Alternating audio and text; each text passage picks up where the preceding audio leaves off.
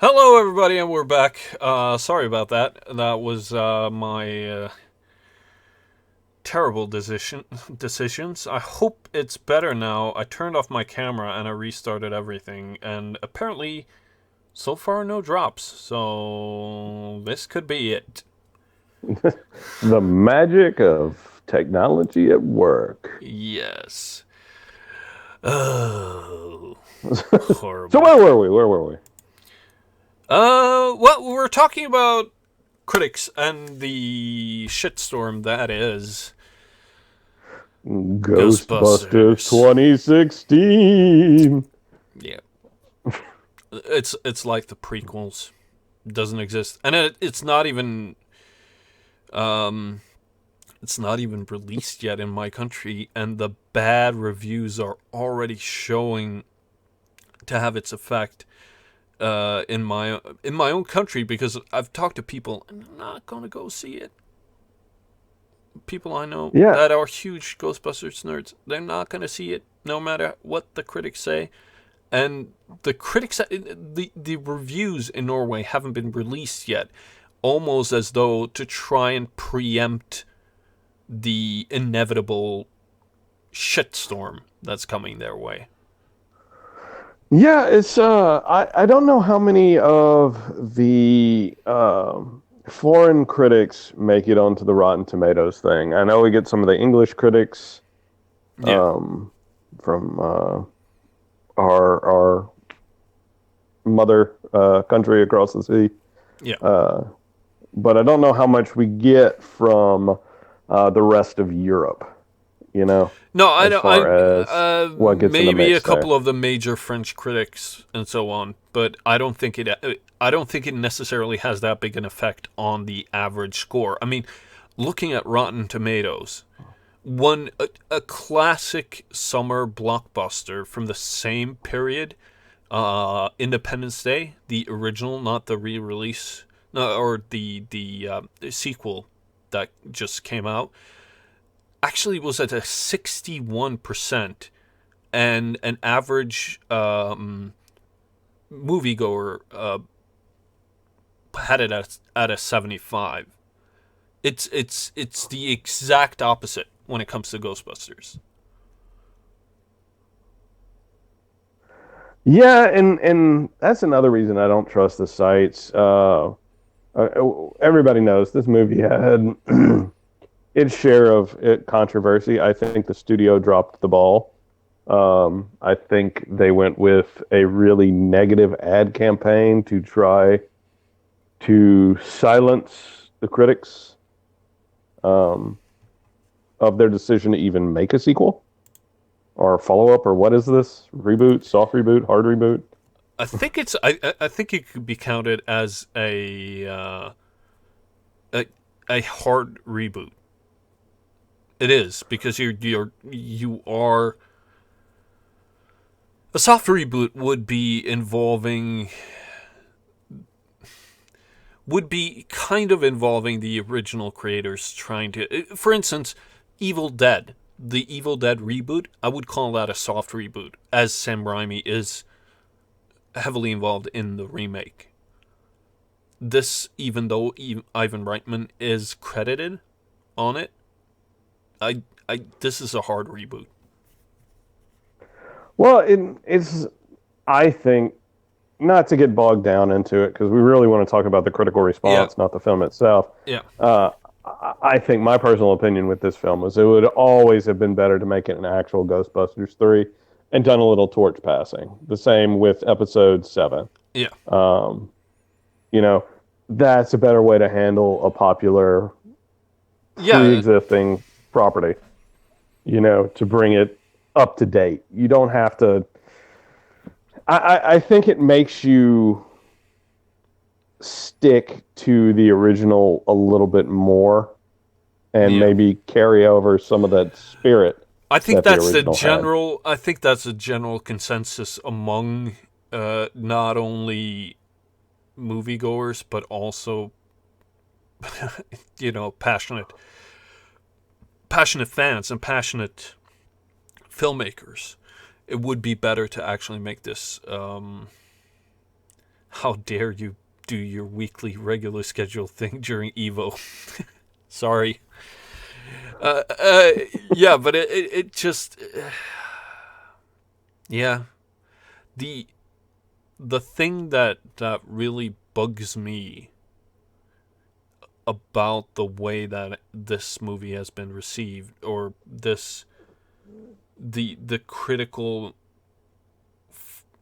the role of the critic, they do, and some of them realize how much power they have and they misuse that, and Yeah. and some of them don't realize how much power they have and how much how much responsibility they carry, and how much they can fuck up a person's career. Not only a person's career, but they could also make it very hard for the public to trust them again. And I think that it's kind of the idea of the critic, of the gatekeeper, is kind of dying out with mediums like Well, this, with regular fans talking about it. well, you don't need that level of critique, and I like that level of critique. I like being able to sit there and know that a critic who is maybe had a life with a little bit more training when it came to film and actually studies it in a way that I just don't. I mean, I got a job. I got a. I don't have time to commit a lifetime's worth of training and skill to something I enjoy on the side. Yeah. And I think that's where most people are, and it's nice to know that there were these people out there that would approach it in a more true critical fashion and try to um, explain what is going on and try to kind of help us gear our dollars towards maximum entertainment. You know, our limited entertainment budget needs to be maximized, Yes. and I think Metacritic and Rotten Tomatoes, in their own way, have shielded bad critics from the consequences of being a bad critic. Yes. That is actually a very good point. I mean, the idea of an aggregated score. Here's the thing I don't get about Metacritic or Rotten Tomatoes for that. An aggregated score from several different people does not necessarily tell you if you're going to enjoy the movie or not. What helps is actually finding a critic you kind of share the same movie taste with, and then you go out and you check out that movie. And Rotten Tomatoes is 1,000 times worse than Metacritic. I wish I could remember the article I read earlier in the week, so I could point it to y'all. But the person was talking about how it's binary. Uh, you know, it's yay or nay Yeah. And that's with Rotten Tomatoes. yeah, and that doesn't help you at all. I mean, it's fresh or it's rotten. That's the yay or nay that they use. And that doesn't help at all. I say this time and time again. I don't like scores on any sort of entertainment or any sort of art, because you don't get the Mona Lisa is a 10 out of 10. Doesn't fucking help you, does it? Well, and then you got somebody like me who goes, I'm not a big fan of portraits. Um, Yeah, you exactly. know, I'm not You're gonna. more a I'd rather. landscape type of guy, really? Yeah, yeah. It's like, oh, you've got to go see the Mona Lisa. It's like, where are the flowers? Where's the, you know, Yeah, or or or if somebody's an abstract person, the Mona Lisa's not going to do it for them. Uh, yeah, the exactly. the same audience that likes, um, you know, Terry Gilliam, like we were talking about earlier, before, isn't going to be necessarily the same audience that likes Paul Feig. No. There's going to be some overlap, but it's somebody who likes weird, Tim Burton to the nth degree sets and stories versus somebody who likes kind of generic comedy. Yeah. It's so funny that you mentioned Paul Feig. Feig, the way that you spell it, actually means coward in Norwegian.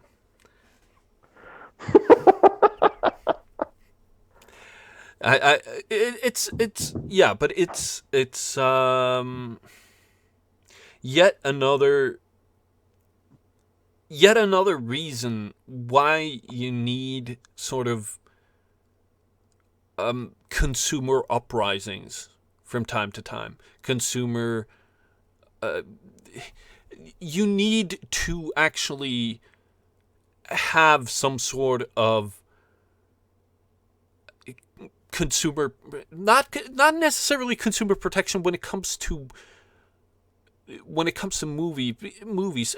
I mean, nowadays a movie costs a lot. It does, but it's not necessarily. It has followed inflation as far as I can remember, because when I was a kid, we could get into a movie theater for like 30 Norwegian kroners, which is like $5. Now it's what, 20 in the US? No, it's not that bad. No, it's that bad in Norway then. It's weird. I was gonna go see. We got a new like bistro cinema in town, and I was gonna go eat there and watch. I think it was The Secret Life of Pets. Yeah. And the early showing was like $5.50. We only get into the $15, $13. I think in cities, Yeah. bigger markets, you start getting those prices at night. Like our markets, I don't know about y'all's snacks and stuff, but in our market, our theaters they don't make money off the ticket sales. They make money off the snacks. Same thing. Same thing with us. Oh, okay. Same thing. Yeah. They are overpriced beyond reckoning. $70 for a box of goobers. Yeah. Good Lord, man. No, but the consumer uprising aspect of it, getting back on topic, can be just as bad. Mostly because we don't have any websites that really lock down to one person, one opinion. Yeah. Thing. It's not really doable at this time with our internets. Because you go to something like, I seriously believe, after I've looked at all the different reviews and stuff, this film is, on a scale of 0 to 100, is probably somewhere in the 50s. Yeah, that's a general consensus. Yeah, that's a general consensus among the movie. But you look at Metacritic, and you look at a Metacritic's user reviews, it's 2.5 out of 10. Yeah. You kind of got to think that's getting weighted the other way, Yeah. It's here's the thing. I don't always agree with audiences either. I mean, sometimes I enjoy a movie that has bombed severely. I mean, we talked about. I think I mentioned it as a sort of a recommendation. Well, not really a recommendation, but something that people should watch if they haven't watched it. Event Horizon fucking bombed at the box office, and it was critically slaughtered. But I actually enjoyed that movie because it is a homage to Alien and all those type of paranoid, claustrophobic type of horrors. Even though I see the fucking flaws in that movie, and they're Oh my god. plentiful. Let's just say it ranks. Event Horizon ranks up there with what was the Cthulhu one with the book? Had the same actor in it. God. Yeah, you're talking about the Sam Neill. The Mouth of Madness. Yeah, Mouth of Madness. Yeah. It ranks up with there. It's very difficult to do a Lovecraftian style story. Both of those movies attempt it. Both of them suffer from the flaws, but they've come the closest to actually expressing that story idea. The unknown as the completely unknowable as the enemy, and doing it well enough to actually enjoy the film. Yeah, and the thing is that the problem, I think, with movies like Event Horizon, and a lot of critics pointed that out, it's been edited to death. It's been overproduced. There's too many cooks in the kitchen, and that's one thing I've heard about Ghostbusters is apparently there's a lot of hard cuts, there's a lot of weird edit. Yeah, and I've heard rumor, and I don't know how much this is true, that like 2 hours of footage ended up on the cutting room floor. Yeah. If that's even remotely true, that should have been taken care of in the script phase. Yeah, and it is very, very, very fucking weird. Here's something. I try to be a screenwriter for a living, and I write a lot of shit. But every time I write something, I try to envision it actually being in the movie and trying to have some sort of semblance of connection between all the scenes. If you have scenes in there just as a fucking filler, why the fuck did you make them? Why the fuck are you telling this story? Why have you taken this route? And that's the role of the critic. That's the role of the critic, is pointing out they're there. Well, as I said earlier, they're there to help the filmmaker, and they're there to help the audience. They are yes, they are to a certain degree gatekeepers. But the important thing for a critic to understand is that without them, the artist can't grow. Without critics, the artists can't grow, and they can't expand.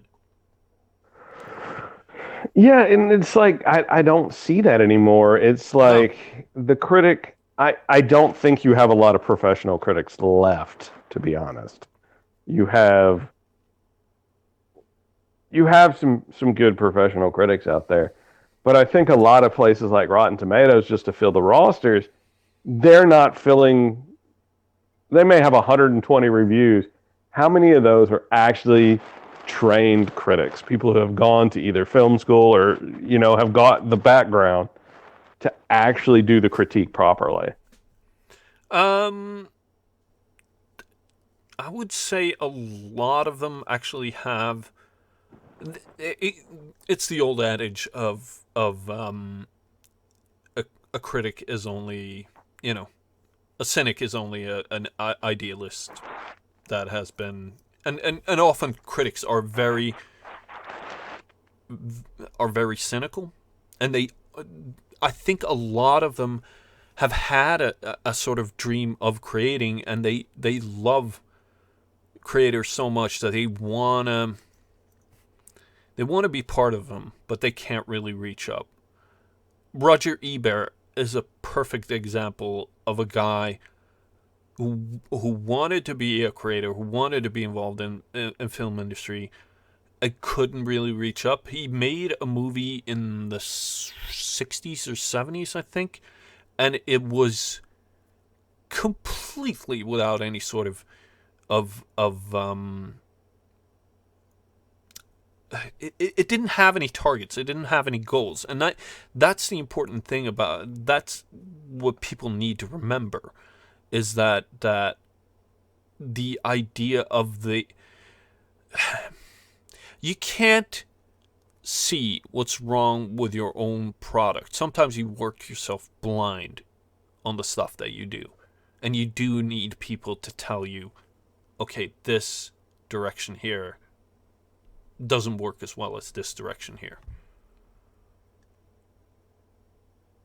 You get me? Yeah. Well, and I mean, having the eye for critique does not necessarily mean you have the skill to create. Yeah. You know, a critic is a skill set in itself. Yes. You may have somebody like, well, I mean, look at everybody's favorite person to hate, Michael Bay. Yeah. Now, one thing I've always read about Michael Bay is that people don't study Michael Bay for his movies. They study him for his camera work. Yeah, here's the thing. He's very technically gifted. He is very good with how his techniques are flawless. It's very seldom you can find any sort of camera work that does not make any sense. If you get my drift. The camera often follows the motion of the characters, and therefore it seems fluid. It seems like it was meant to be that way. And that's the important thing to take away from Michael Bay. I fucking hate his storytelling. I think it's flat. It's very rarely innovative, but his technical work is very good. I think we've gotten off the topic of critics, so we probably need to wrap up. Yeah. But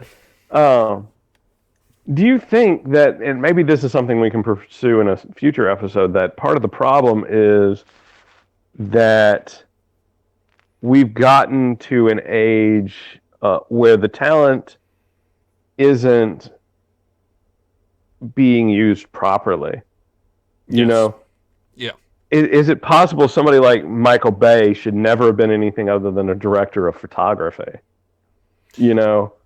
To a certain degree, I can see that. There are people... I mean, here's the thing. Michael Bay, when he did his best work, was when he had Bruckheimer guiding him.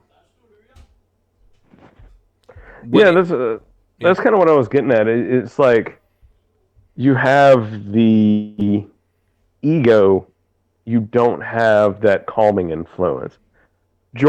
Early George Lucas versus late George Lucas. Yes. Yeah. There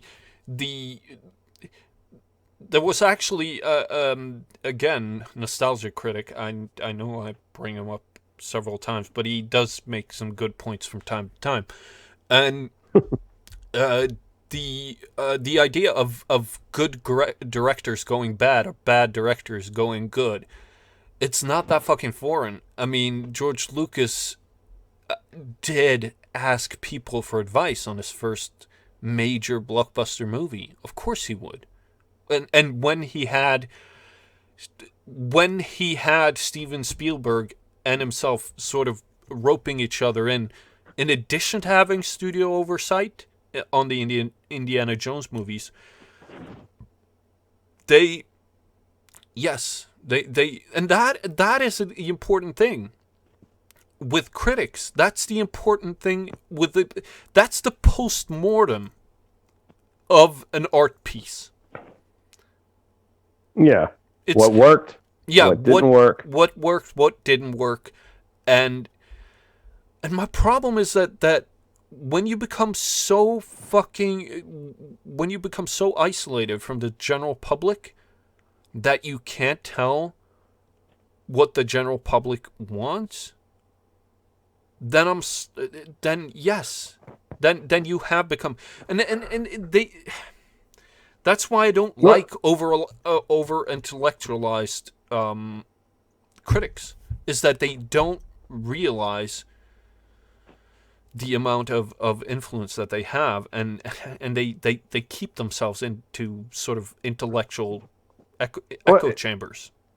Yeah, I mean, it's pretty much the running theme with what's wrong with our world nowadays is these echo chambers. Imagine if Michael Bay, and instead of just disregarding the critics and making millions of dollars, which he does, he makes money hand over fist. We can't argue that. No. But imagine if he stopped and listened to his critics and actually realized he's shit at telling a story.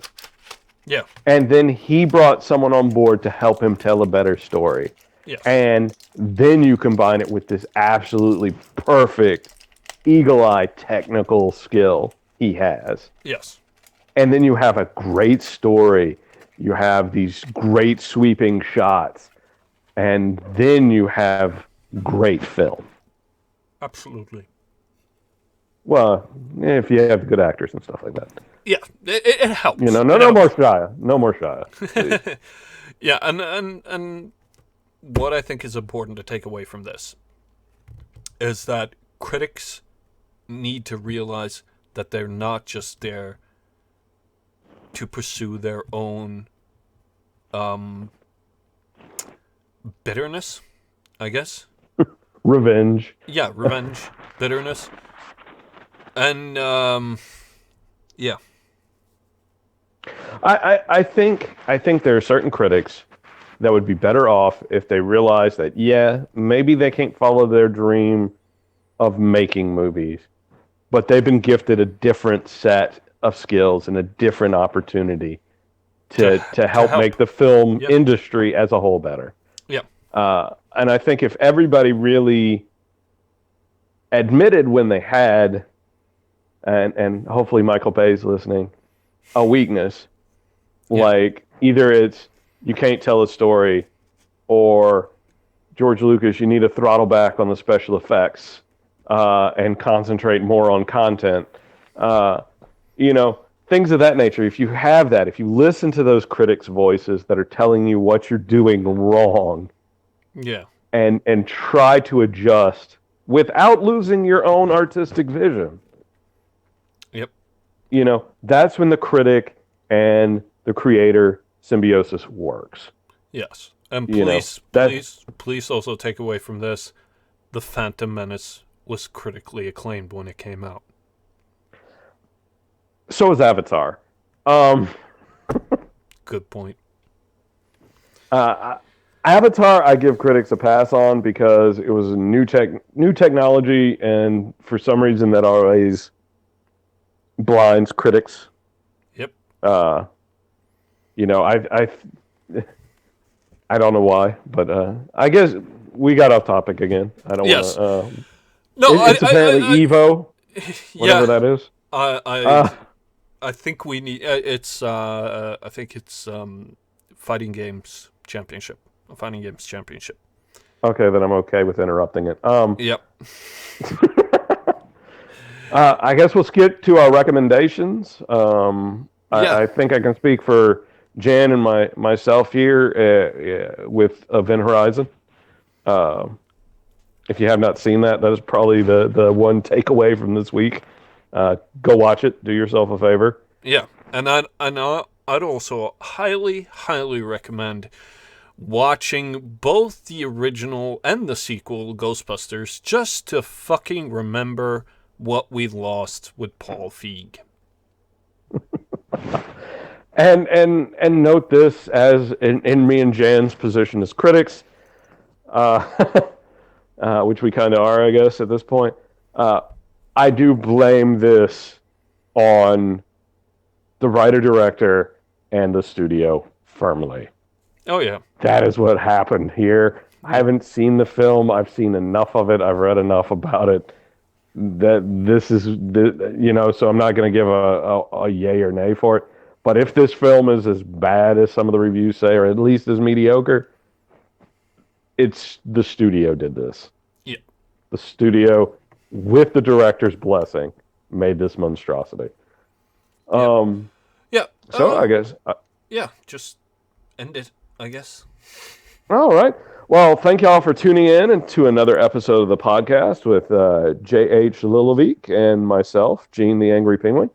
You can catch the Meerkat on the Unsolicited Opinion podcast Friday afternoons, 2 o'clock East Coast time. And if you did not get a chance, I highly recommend you going onto the League of Evils channel and take a listen to at least Artemis Ira's little speech on his stance on the Black Lives Matter issue. I really recommend that. That one came from. You can tell that one came from the heart. Thank y'all for tuning in, and we will catch you on next week. Did we lose you, Jay? Hello? Am I still on the air?